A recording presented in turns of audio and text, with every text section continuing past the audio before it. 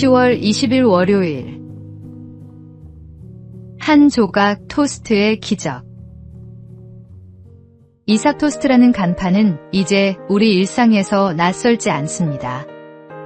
전국 800여 매장, 해외까지 뻗어나간 이 브랜드가 사실은 단 한 사람의 작은 선택에서 시작되었다는 사실을 아십니까? 이삭 토스트 김하경 대표는 남편의 건강 악화로 생계를 책임져야 했습니다. 학원 강사로 일했지만 수입은 부족했습니다. 그러던 어느 날 봉사활동을 마치고 먹었던 토스트 한 조각이 그의 인생을 바꾸었습니다. 토스트 장사를 시작해보자는 마음이 생긴 것입니다. 1995년 청주의 3평 남짓한 작은 가게. 새벽부터 밤늦게까지 성실히 일하던 김 대표는 단순한 재료로 토스트를 만들었지만 한 여학생의 말이 전환점이 되었습니다. 여기에 소스를 바르면 훨씬 맛있겠네요. 가족들과 수없이 연구한 끝에 특별한 소스가 탄생했고 이는 이삭 토스트의 상징이 되었습니다. 그는 여전히 겸손합니다. 내가 이 땅에 살아있음으로 인해 한 사람이라도 행복하다면 그것이 성공이다. 하나님은 때로 한 조각의 토스트, 한 사람의 말, 작은 계기를 통해 새로운 길을 열어주십니다. 오늘의 말씀. 사람이 무엇으로 심든지 그대로 거두리라. 오늘의 만나. 하나님의 손에 붙들린 작은 선택이 세상을 변화시키는 축복의 통로가 될 수 있습니다.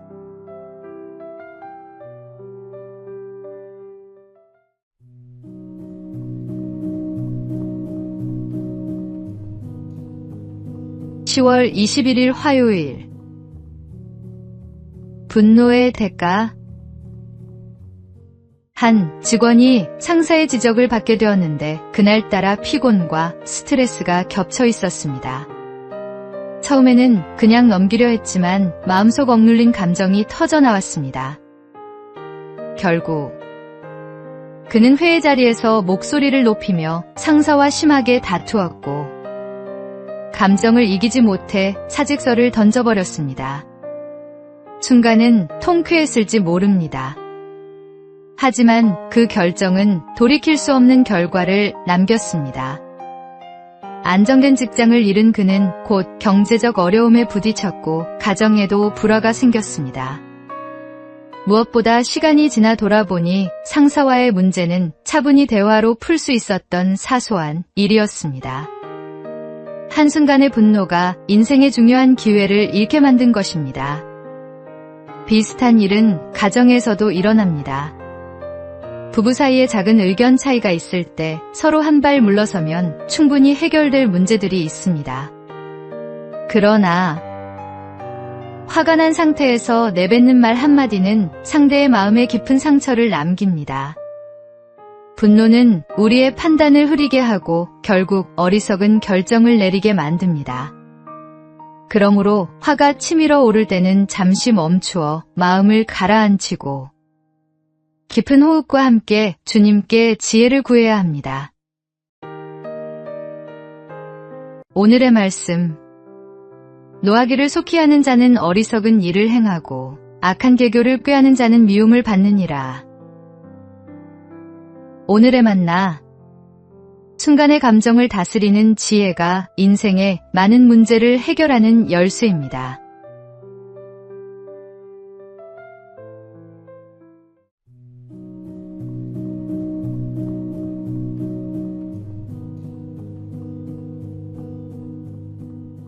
(10월 22일) 수요일.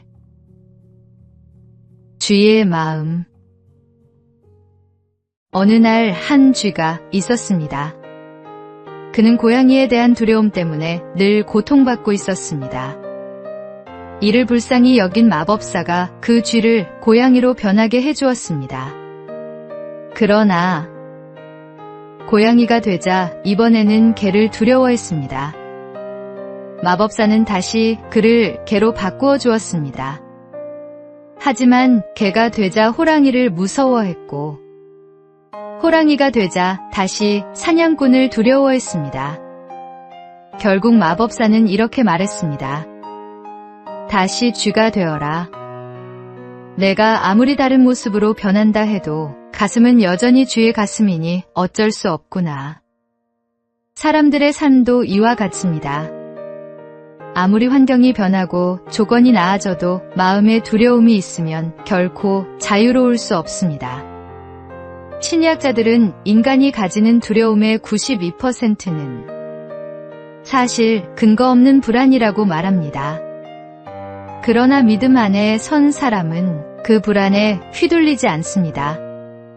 주님은 우리 마음에서 두려움을 몰아내시고 세상 어떤 상황에서도 흔들리지 않는 담대함, 대신 평안을 주십니다. 그것은 오직 하나님과의 교제 속에서만 얻을 수 있는 선물입니다. 오늘의 말씀. 주 안에서 항상 기뻐하라. 내가 다시 말하노니 기뻐하라. 오늘의 만나. 환경을 바꾸려 애쓰기보다 먼저 마음을 하나님께 맡기는 것이 진정한 평안의 시작입니다.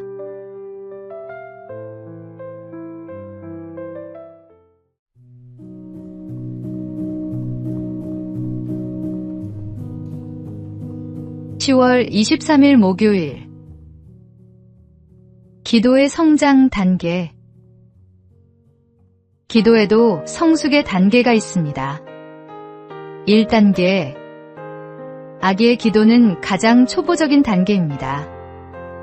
물질적인 것, 눈에 보이는 것을 구하는 기도입니다.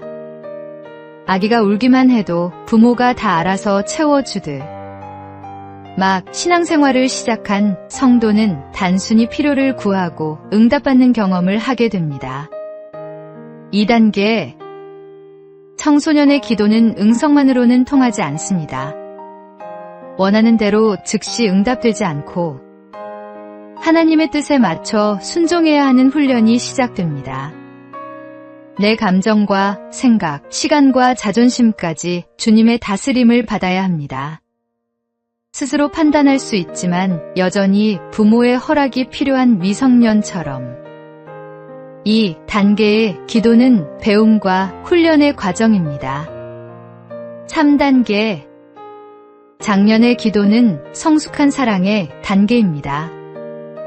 영혼이 주님과 깊이 연합되어 예수님을 신랑으로, 나는 그분의 신부로서 교제하는 기도입니다.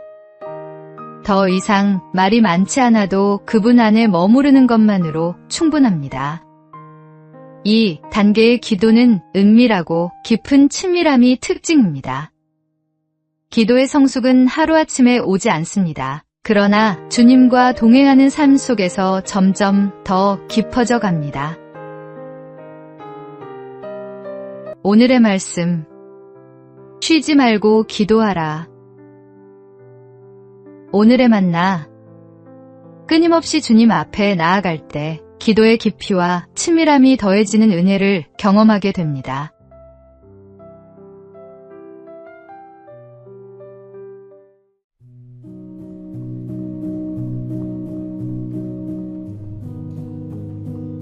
(10월 24일) 금요일. 말씀의 능력.